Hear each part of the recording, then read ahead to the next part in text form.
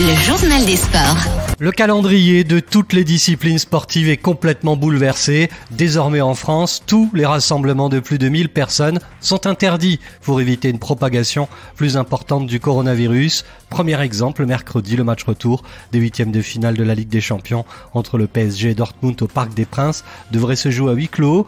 En revanche, dimanche soir pour le choc entre Lille et Lyon, le stade Pierre-Mauroy était bondé et la rencontre a finalement tourné à l'avantage du LOSC. En clôture de la 28e journée, victoire 1-0 des Lillois qui reste 4e au classement derrière Rennes, qui a écrasé Montpellier 5-0 ce dimanche.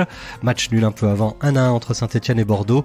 Paris reste seul en tête devant Marseille et les Lyonnais sont 7e. Dans l'Ovalie, pas de grand chelem pour le 15 de France qui s'est incliné dimanche après-midi en Écosse. Défaite 28-17 après 3 victoires en autant de matchs dans ce tournoi destination. Désormais, il reste un dernier match à jouer pour les Bleus le 14 mars au Stade de France face à l'Irlande. Au classement, les Anglais sont en tête à égalité avec les joueurs français après avoir dominé le Pays de Galles 33-30, c'était samedi. En bref, à Lyon, victoire de Sofia Kenin. En finale de l'Open 6e sens ce week-end, la joueuse américaine a battu Anna-Lena Fritzmann en 3 manches, 6-2, 4-6, 6-4.